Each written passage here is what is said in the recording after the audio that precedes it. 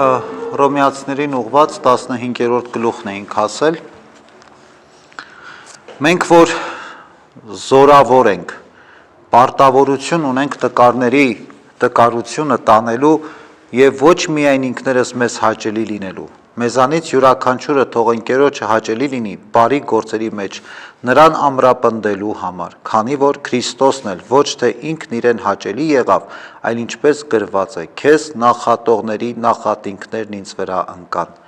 Իսկ այն, ինչ գրվեց մեր ուսուցման համար, գրվեց որպեսի համբերությամբ եւ Սուրբ գրքի պարգևած մխիթարությամբ հույս ունենանք։ Եվ համբերության ու ամենտեսակ մխիթարության Աստված թող ձեզ շնորհի, որ միմյանց համախոհ լինեք Հիսուս Քրիստոսի օրինակով, որպեսի միասիրտ ու միաբերան փառավորեք Աստծուն, մեր Տեր Հիսուս Քրիստոսի Հորը։ Հետևաբար ընդունեք միմյանց, ինչպես որ Քրիստոսն ընդունեց ձեզ Աստծո փառքի համար։ Հասկանալի է, որ այստեղ խոսքը Պողոս Արաքյալի խոսքը առաջին հերթին ուղղված է բոլորին, հատկապես համայնքում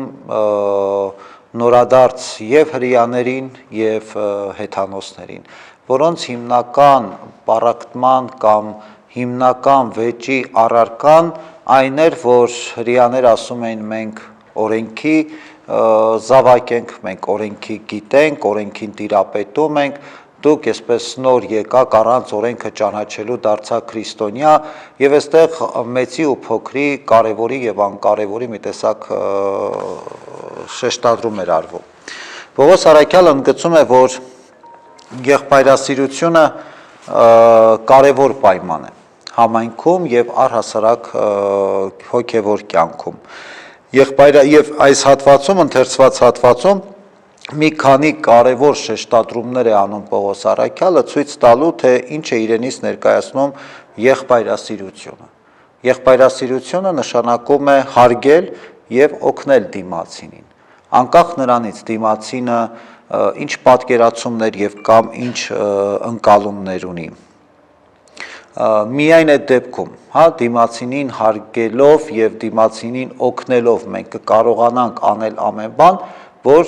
մարդը իր հավատքի մեջ զորանա եւ ավելի հաստատուն լինի։ Եղբայրասիրությունը ոչ թե Սուրբ գրքի ուսումնասիրությամբ կամ իմացությամբ է իրական, այլ օրենքը պահելով, պատվիրանները պահելով, այսինքն Պողոս Արաքյալը մի տեսակ կոտրում է այն կարծրատիպը, որ եթե ես օրենքները գիտեմ, ես առավել եմ։ Օրենքները իմանալը դեռ բավականը չի։ Օրենքներն իմանալ դեռ հերիք չէ։ Եթե ուզում ես օրենքներով ապրել եւ պատվիրանները պահել, այդ դեպքում արդեն եղբորդ կամ դիմացինին սիրելու, չսիրելու հարց չես ունենա, որովհետեւ նույն այդ պատվիրանները, նույն այդ օրենքները քեզ հենց դա են սովորեցնում, որ դու կարողանաս դիմացինին ընդունել այնպիսին, ինչպիսին որ կա։ Եղբայրասիրությունը նաեւ ենթադրում է համբերություն, լինել համբերատար դիմացինի նկատմամբ։ Մենք սիրում ենք մարդկանց պիտակավորել, մարդկանց անուններ կպցնել եւ ասել, որ այս մարդ այսպիսին է, ինչ-որ որակումներ ենք տալիս, ձևակերպումներ ենք անում եւ այդ մարդուն ինչ-որ այսպես կաղարպարի մեջ փակում ենք եւ մեզ զրկում հնարավորությունից այդ մարդուն ավելիով ճանաչելու։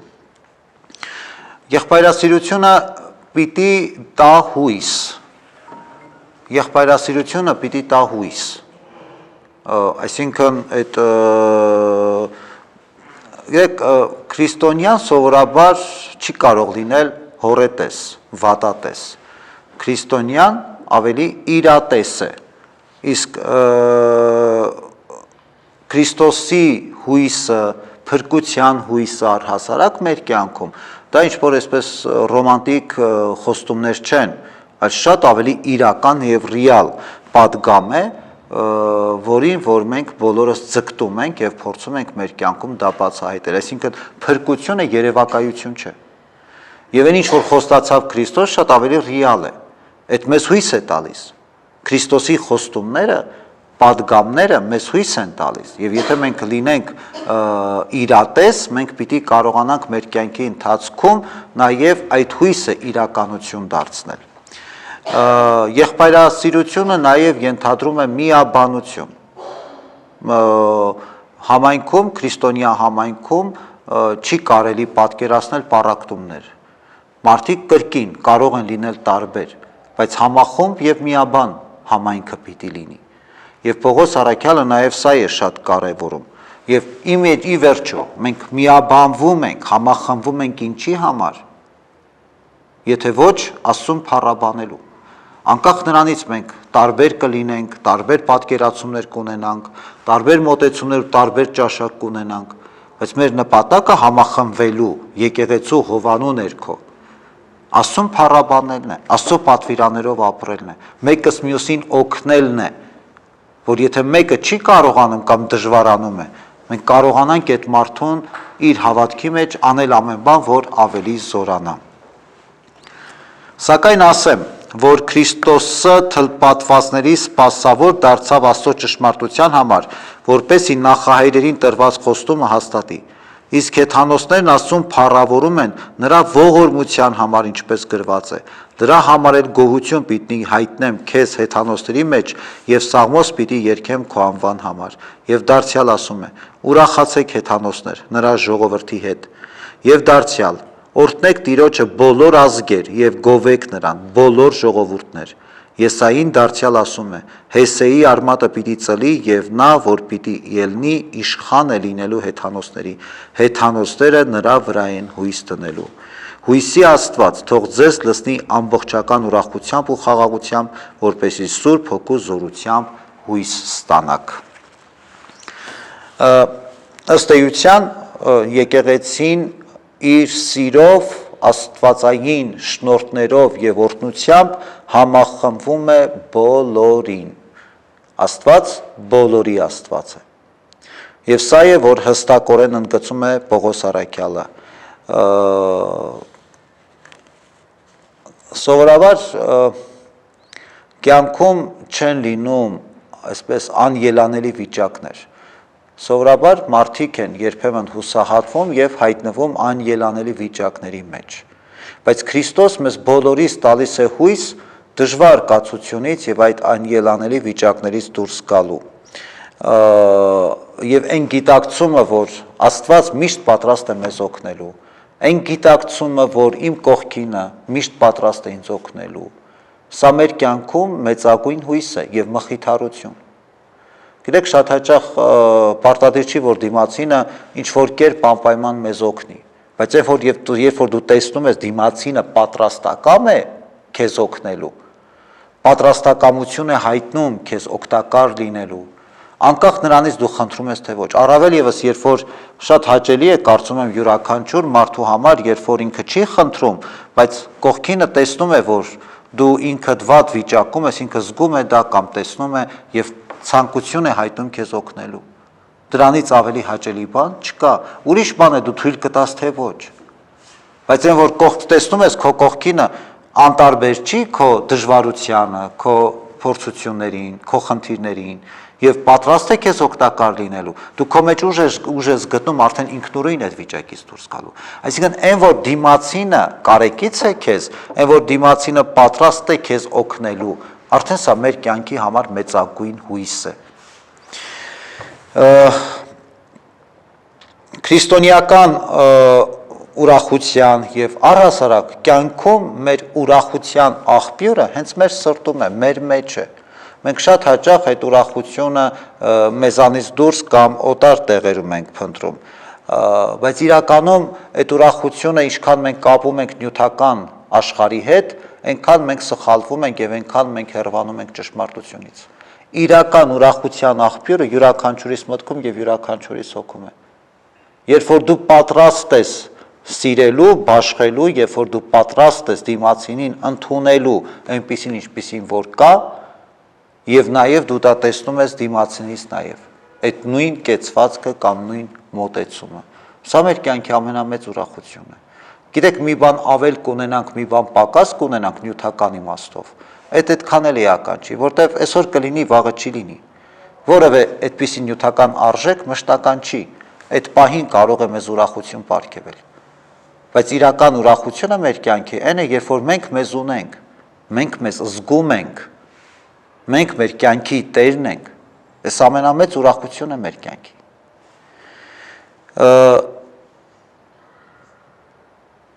Մյուս կարևոր հանգամանքը հոգևոր կյանքի այդ խաղաղությունն է, որին ձգտում ենք բոլորս։ Խաղաղություն ասելով ես նկատի չունեմ,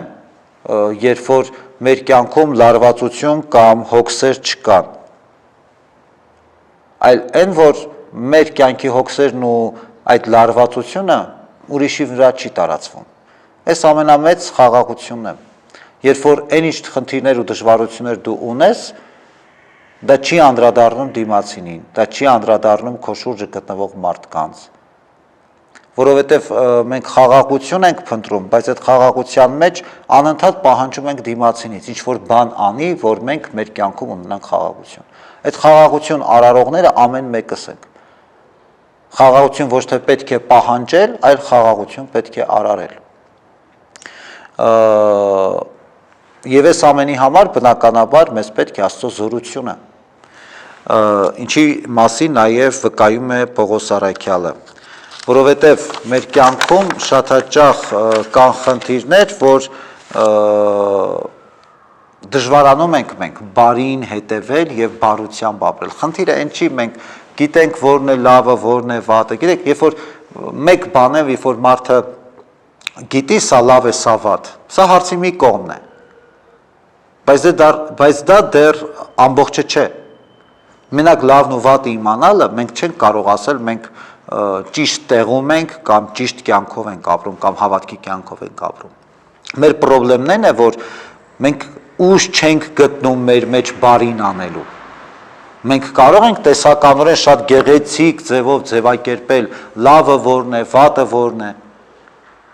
բայց ձևակերպելուց հետո ուժ չենք գտնում մեր մեջ բարին գործելու և բարությամբ մեր կյանքը ապրելու։ Ես ինքս էլ եղբայրներին համոզված եմ ձեզ համար, որ դուք լի եք բարությամբ, լի եք ամբողջական գիտությամբ, կարող եք միմյանց խրատել, բայց որոշ չափով ավելի համարձակ գրեցի ձեզ եղբայրներ, ասես հիշեցնելու ձեզ այն շնորհի համար, որ տրված է ինձ Աստծուց, հեթանոսների մեջ Հիսուս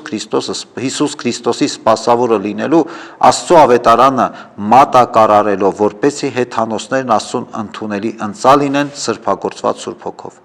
Ուստի Հիսուս Քրիստոսով պարծենալու բան ունեմ Աստծո առաջ, չեմ համարձակում խոսել այն, ինչ Քրիստոսը չի գործել իմ միջոցով հեթանոսներին հնազանդեցնելու համար խոսքով ու գործով, նշանների ու հրաշքների զորությամբ, Սուրբ Հոգու զորությամբ, այնպես որ Երուսաղեմից սկսած մինչև լյուրիկացիների կողմերը ավարտին հասցրի Քրիստոսի ավետարանի քարոզությունը, այսպես ջանացի ավետարանել այնտեղ, որտեղ Քրիստոսի անունը չէր լսվել, որպեսզի չլինի, թե ուրիշի դրած հիմքի վրա կառուցեմ, այլ ինչպես գրված է, նրանք, որոնց չէր պատմվել նրա մասին, պիտի տեսնեն, և նրանք, որոնք չէին լսել, պիտի իմանան։ Կարևոր է առհասարակ մեզ համար դիմացինը ով է, դիմացինը ինչպիսին է, մենք երբ որ մարդկանց հետ շփվում, մենք մարդկանց հետ հարաբերություններ ենք ձևավորում, մեզ էդ է շատ ավելի հետաքրքրում։ Բայց Քրիստոս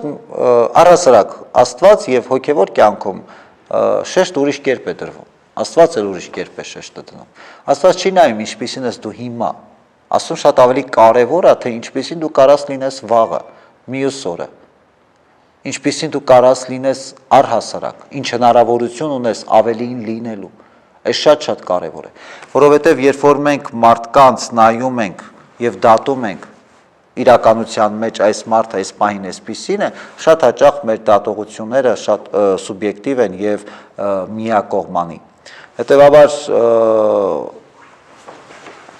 մյուս կարևոր հարցը, ես չեմ ասում, գիտեք, որ մենք պիտի այսպես կուրորեն, ինչ-որ այսպես մարդկանց մեջ միշտ տեսնենք իդեալական ինչ-որ դրսևորումներ և մտածենք, որ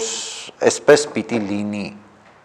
այս մարդը պիտի լինի իդեալական, հետո այդ մարդը տեսնում ես, որ դրան չի հասնում և այդ որակները այդ մարդու մեջ չեն դրսևորվում, սկսում ենք մենք միանգամից բողոքել կամ տրտնջալ և այլն։ Բայց հոգևոր տեսանկյունից, համայնքային կյանքում, քրիստոնյայի կյանքում շատ կարևոր է ոչ թե այն հարցը, թե ինչ է արել այս մարդը, այլ ինչ կարող է անել այս մարդը Աստծո օգնությամբ, Աստծո զորությամբ, Սուրբ Հոգու շնորհներով։ Մենք ավելի շատ մտածում ենք, թե ես ինչ եմ արել կամ ինչ կարող եմ անել։ Գիտեք, մենք շատ բան կարող ենք անել, եւ լավը, եւ վատը։ Գուցե վատը միշտ ավելի շատ ենք անում, բայց երբևէ մենք չենք մտածում, թե ինչ կարող եմ անել Աստծո օգնությամբ, Աստծո շնորհներով, ես ինչ կարող եմ անել։ Այս հարցին գուցե մենք շատ ավելի քիչ ենք անդրադառնում, որովհետև այստեղ շատ կարևոր է, որ մենք նայենք ոչ թե արտաքին դրսևորումներով եւ այդ կերպ մարդկանց դատենք, այլ շատ կարևոր է, թե Աստված այդ մարդու կյանքում ինչ կարա փոխի։ Մենք սիրում ենք միշտ Աստծո անունը տալ, ասել, որ Աստծո օգնությամբ էս կանենք, Աստծո օգնությամբ, բայց դա ընդհանրապես տեսական ձևակերպումներ են։ Մենք եթե ուզում ենք Աստծո հետ ապրել, մեզ համար շատ կարևոր պիտի լինի այդ հարցը։ Ես ինչքանով կարող եմ իմ կյանքը փոխել Աստծո հետ, Քրիստոսի հետ ապրելով, Քրիստոսին իմ մեջ կրելով եւ Քրիստոսին իմ մեջ ունենալով։ Ինչը կարա փոխվի իմ կյանքում։ Ու այս շատ կարևոր է։ Շատ ավելի կարևոր է, երբ որ քան թե այն, որ ասում ենք, ես էս կանեմ, այն կանեմ, այն կանեմ։ Սա ավելի շատ մեզ տանում է այսպես բարձրանկոտության ու ընդհանրապես խոսքեր են հնչում։ Մեր խնդիրը, դրա համար եմ ասում, քրիստոնեության մեջ մեր խնդիրը լավ ու վատ լինելը չի։ Մեր խնդիրը ուղղակի Քրիստոսի հետ մեր կյանքը վերակերտելն է, վերափոխելն է։ Ինչքանով մենք այստեղ կհաջողենք, ինչքանով սա մեզ կստացվի, այնքան մենք կկարողանանք ունենալ եւ այդ ներքին ուրախությունը, եւ այդ ներքին խաղաղությունը, եւ այդ ներքին ներդաշնակությունը։ Թե չէ մեր այսօրվա կյանքը ամբողջությամբ կռիվ է, այսօր 4 կողմը նայեք մարդկանց մեջ, կռիվ է, ես լավն եմ, դու վատն ես։ Ես ուժեղ եմ, դու թույլ ես։ Ես խելացի եմ, դու տկար ես։ Այդպես չի լինում։ Կամ այդ ո՞նց եք որոշում, տկարությունը որն է, ուժը որտեղ է,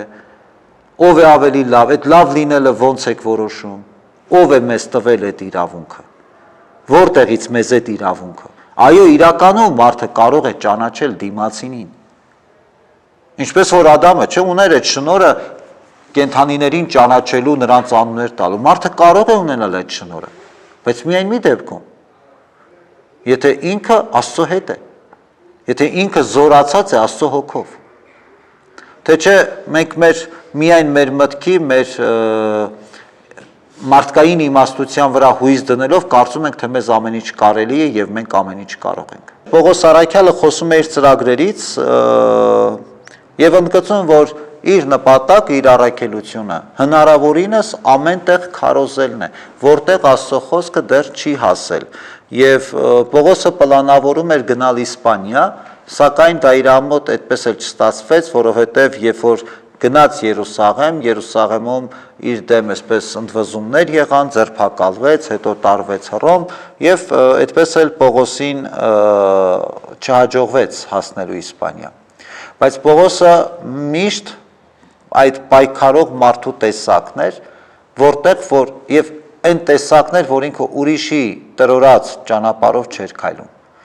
Ինքը միշտ այդ իր առաքելության, իր քարոզչական ճամփորդությունների ընթացքում միշտ բացում էր այն արահետը, այն ճանապարհը, որով քայլում էր ինքը,